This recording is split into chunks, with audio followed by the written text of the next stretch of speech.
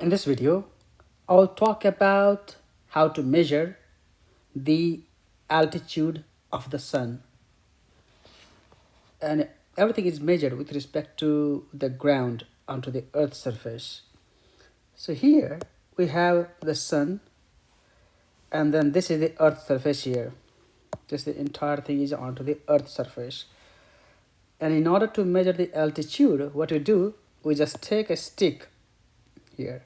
It could be of any length. So in this case, I have chosen a stick or a rod or anything which has a length h.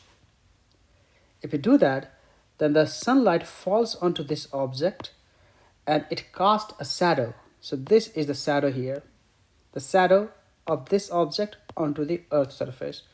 So this is the stick, and this is the shadow, and this one is showing the sunlight direction. So once we know the height, because we can measure the height, and we can also measure the length of the shadow. If you know these two parameters, then from this right angle triangle, we can calculate this angle here, theta. And this angle theta is called altitude. Altitude of the sun. The sun.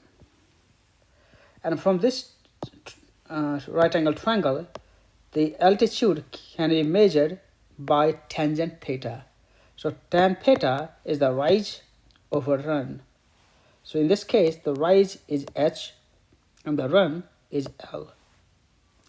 Now let's say, for example, you choose a stick which has a length of 5 meter and the shadow length is 10 meter. Then the tangent theta can be given by 5 over 10, which is 0.5. And then you have to calculate theta, and the theta will be tangent inverse 0.5. And if you plug in into your calculator, the angle you will measure is 26.56 degree. Remember, this is in degree here.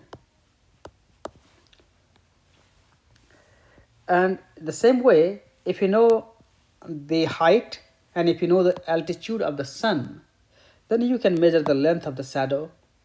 So how do we do that? Again, we're going to use exactly the same formula here. Tangent theta is equal to h over L.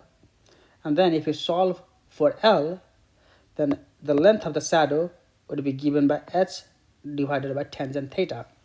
So in this case, we have chosen the height of the meter stick to be 3.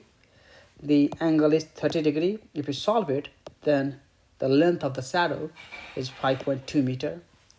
So this simple technique and using the trigonometric relation, we can measure the altitude of the sun at any time during the day. So in the next video, I'll talk about at what time the altitude of the sun is higher and what time it is lower. So this is it from this video, and do not forget to like, share and subscribe this channel. Thank you very much.